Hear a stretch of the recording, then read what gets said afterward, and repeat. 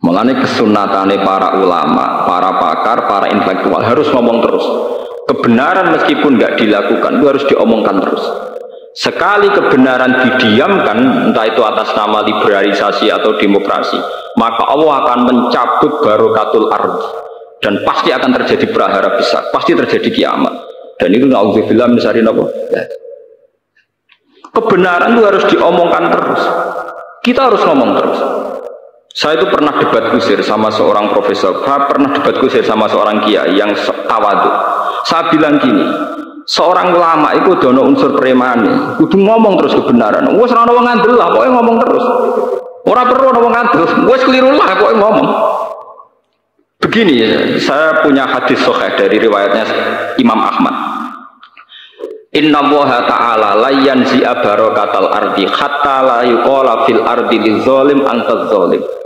Allah tidak akan mencabut barokatul ardi sampai di bumi tidak dikatakan pada orang zalim antaz zalim. Sekarang begini misalnya, contoh paling mudah yang kita mendapat berkah. Contoh paling mudah kita mendapat berkah dari contoh ini. Sebetulnya atas nama etika Jawa, etika Jawa. Kita nanti tonggo lonte, iku sawangane secara etika wis urusane dewi-dewi. Ora usah mbok omongno iku lonte, sundel, sembuh kon. Tapi barokahnya kebenaran bahwa orang nakal harus kita katakan sundel lonte. Itu kelontean dan kesundelan akan tabu terus selama orang masih ngomong untuk lonte itu sundel, untuk orang BTS itu lonte atau sundel. Artinya apa? Orang masih jijik atau merendahkan derajat mereka yang berprofesi sebagai lonte atau sundel. Dan ini baik bagi agama, bagi keberlangsungan moral. Karena masih ada yang menjijikkan proses-proses yang salah. Meskipun kita sebagai ulama, sebagai tokoh masyarakat, tentu mereka kita kasih ruang taubat. Juga kita kasih hak-hak sebagai martabat, sebagai manusia. Tapi kita tetap akan bilang bahwa itu namanya lonte, sundel atau apa. Ini rumah tenan. Sehingga apa? Dengan posisi masyarakat yang merendahkan derajat atau yang berprofesi lonte, orang inginnya itu dagang secara baik-baik. Orang inginnya jadi PNS secara baik-baik. Orang inginnya dapat uang lewat ternak secara baik-baik. Karena mereka tidak mau resiko ngambil profesi cari uang yang resiko dihujat masyarakat. Baik. Bayangkan nanti mungkin di era anak cucu kita, orang yang lonte, yang sundel dibahasakan itu hak asasi. Sehingga orang mungkin generasi anak cucu kita sudah tidak ada istilah lonte sundel. Setiap perilaku sosial dianggap hak asasi. Dan itu awal dari tidak ada agama. Awal dari tidak ada agama. Karena kemudian sing ternak ya hak asasi, sing lonte dianggap hak. Itu bahaya sekali bagi keberlangsungan agama dan moral, dan negara juga nanti repot. Artinya apa? Sebetulnya sifat-sifat anarkis masyarakat, anarkis dengan tanda kutip anarkis terutama dalam perkataan, maling darani maling, lonte darani lonte, itu menolong agama. Karena dengan stigma, dengan pelakuan masyarakat sing jelek, perilaku ini tuh dianggap jijik. Dengan dianggap jijik, agama bisa jalan. Artinya bisa jalan ya ten, karena si A yang lonte itu dihujat masyarakat, yang lain-lain nggak pernah ingin cita-cita jadi lonte. Sehingga masyarakat akan, bahkan mungkin anaknya lonte sendiri, karena tahu nasib ibunya dihujat, juga bercita-cita tidak jadi lonte. Coba kalau tidak mendapat hukuman dari masyarakat, ibuku begitu juga tidak ada apa-apa. Paham ya? Makanya lonte dan apa akan subur di masyarakat yang sudah tidak peduli dengan nilai-nilai ini. Misalnya di kota-kota besar atau di kawasan lonte. Karena sama lonte saling tidak mengatakan tabu. Makanya aman. Dari itu kalau terkenang hadis riwayat Ahmad, Allah tidak mencabut barokatul ardi sehingga orang-orang zalim tidak dikatakan antas. Itu bahaya sekali kalau kita sudah tidak peduli terhadap itu. Nah, risalahnya Allah kepada Nabi Muhammad itu yang penting bahwa benar dikatakan benar, salah dikatakan salah. Tidak harus gol, tidak harus nopo. Misalnya begini, saya sebagai ulama akan ngomong terus kalau riba itu haram. bunga bank itu haram. Meskipun pakar-pakar ekonomi, pakar perbankan akan mengatakan hil sing mustahil, sebuah sistem keuangan tanpa nopo, bunga, tanpa bank, itu mohal. Tapi kita sebagai ulama harus ngomong terus, riba itu haram. Saya tuh pernah ketemu sama orang yang membidangi perbankan. Pak Bah, saya akan ngomong terus kalau bunga itu penting karena itu harga mati dalam sistem perbankan. Ya saya bilang, saya akan ngomong terus kalau riba itu haram sebagai konsekuensi bahwa ulama harus mengatakan kalau riba itu haram. Tapi kan gak realistis, ekonomi itu tidak jalan kalau tidak ada riba. Ya saya bilang, kemelaratan itu akan jalan terus selagi yang kaya masih menghisap yang miskin. Ya itu memang saya akui akibatnya ya begitu ya sama. Artinya ya. Tapi kita akan menjadi bodoh ketika pakar-pakar ekonomi mengatakan tidak ada bunga maka tidak ada perbankan, ekonomi macet. Kita seakan-akan bodoh dan kalah. Sebetulnya mereka yang ngerti kok dengan sistem bunga maka akan terus terjadi penghisapan yang kuat sama yang miskin. Sampai baca tek-tek pidato direktur-direktur IMF itu sering mengakui harus ada perubahan sistem keuangan dunia. Tetap ada yang salah. Karena berkali-kali IMF itu kalau jadi dokternya negara yang kolek tambah parah. Tapi kenapa kita selalu ngaku apakah? Makanya kalau setuju wonten riwayat hadis dan ini sahih, idza dzaharatil fitanu wal bid'u falyudhiril alim ilmahu. Ketika ada fitnah, ada bid'ah, orang alim sementing ngetokno ngalime, ora malah tawaduk muni kula mboten derek-derek. Fal yudhiril alim ilmahu. Orang alim harus menunjukkan kealimannya. Sing alim kudu ngaku ngalim. Paham? Aja sing alim ngaku bodoh. Bahaya. Tawaduk sing bahaya. Fal yudhiril alim ilmahu. Sing alim kudu ngaku ngalim. Kalau tidak, wa illa fa alaihi la'natullahi wal malaikati wan nasi itu akan dekat laknat. Karena kalau kebenaran tidak diomongkan, maka nilai masyarakat pasti kacau. Pasti apa? Kacau. Misalnya begini, ini contoh dan peringatan sekaligus. Contoh dan peringatan. Wong-wong sing derek toreko, sing derek ngaji kula teng mriki, kudu tunjukno bahwa kita lebih bahagia. Haram ke melok toreko nek ijek kesak-kesik, ijek mesombat-sambat ra di dhuwit. Dosa gedhe. Elek-eleki toreko. Kowe sing ngaji ning kene kok ora iso seneng yo haram. Elek-eleki wong ngaji. Kula dadi kiai mergo ora entuk gaji tetap kok susah, iku haram. Elek-eleki kiai. Kenapa saya mengatakan demikian? Begini masalahnya, seperti tadi yang dikatakan MC Sa berkali-kali ngomong. Orang di kafe cari hiburan itu biar seneng. Orang main gitar di jalan-jalan biar asik. Kebenaran akan kalah saat pelaku kebenaran tidak pernah asik. Sementara pelaku kebatilan enjoy-enjoy saja. Akan menjadi trauma sosial ini. Nanti orang-orang seneng kebatilan, doa aku ning kafe enjoy, kowe melok toreko untuk opo? Harusnya kamu bisa jawab, aku yang untuk asik. Basiku baik kowe, basik kendi. Sebab itu orang-orang toreko, orang-orang soleh itu dididik ala dzikrillah ya tatmainnul qulub. Kalau hati mereka bisa tenang pakai gitar, pakai hiburan, kenapa hati kita tidak tenang saat ingat Allah Subhanahu wa ta'ala? Maka susah itu bagian dari keharaman. Termasuk sesuatu sing dina'udzubillahi kanjeng Nabi. Setingkat kekafiran, kemusyrikan dan kemaksiatan. Termasuk susah juga haram. Haram. Nabi itu inna aktsara ma bihi ma yasta'idzu bihi Rasulullah Allahumma inni a'udzubika minal jubni wal kasali wal husni. Jadi susah termasuk tersangka. Sesuatu yang ista'adza minhu Rasulullah sallallahu alaihi wasallam. Ya Allah, saya minta dilindungi dari rasa takut, malas dan rasa apa? Gelisah. Susah kriminal.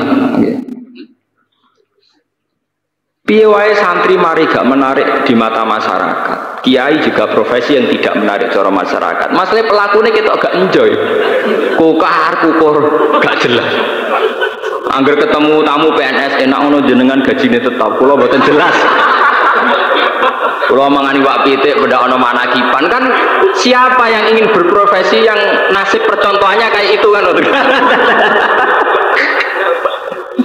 Lho kula nu termasuk kiai sing ora tau susah. Niku akeh sing gawok. Gus jenengan dadi kiai kowe detok penang. Wis kula nu malah walian banyak guru-guru yang sowan saya padahal PNS. Gus kula pengen ayam kok jenengan. Padahal mereka digaji tetap lho PNS. Niku sowan kula kepengin ayam kaya kula. Saiki walian kiai pengen ayam kaya napa? PNS. Enak jenengan Pak PNS gaji tetap. Nah kula niku mboten tetap ngenteni wong mati. Kalau kula cerita, bapak ini ku mudin itu tukang rumah wong mati. Anake mondok teko. Angger teko tak pondok agak tidur. Itu nggak menjaluk duit, ora ono wong mati.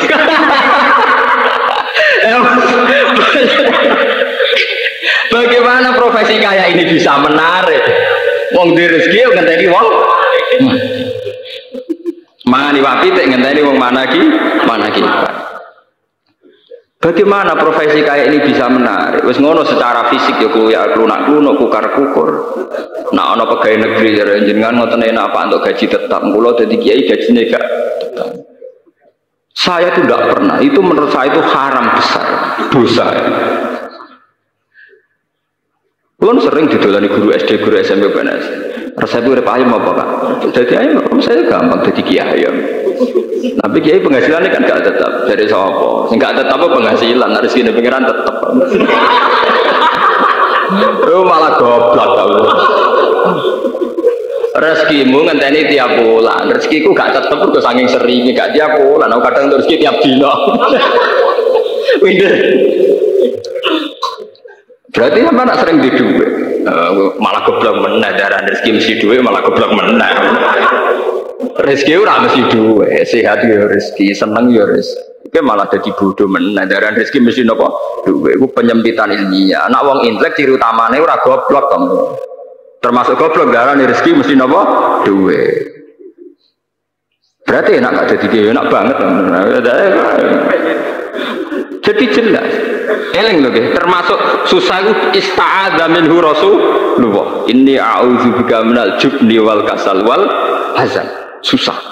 Termasuk masalah utama umat Islam sekarang, kenapa tidak bisa kompetisi? Karena mental susahnya itu menghantui. Bagaimana orang bisa kompetisi aman-aman susah kukar-kukur? Tidak bisa.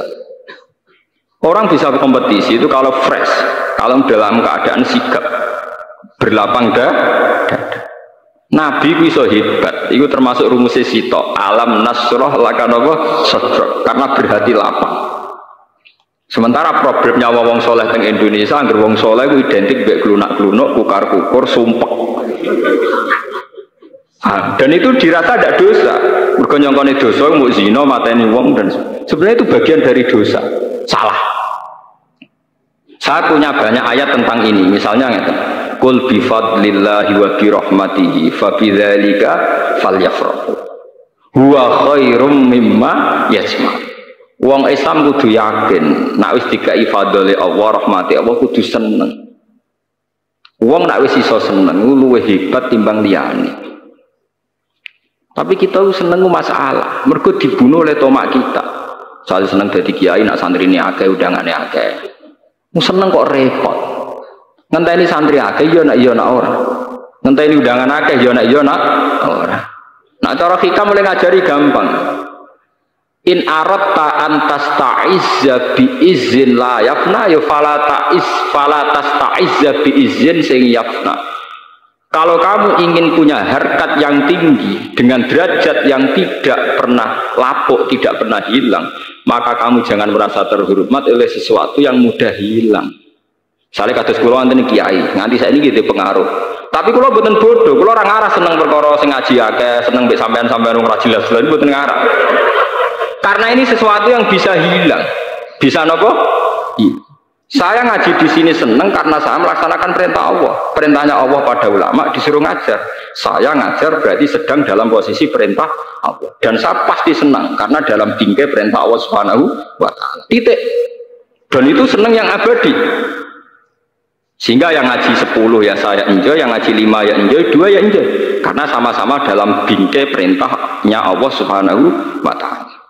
Sehingga kesenangan saya akan abadi. Jika kamu ingin luhur dengan sesuatu yang tidak hilang, maka jangan luhur dengan sesuatu yang bisa hilang.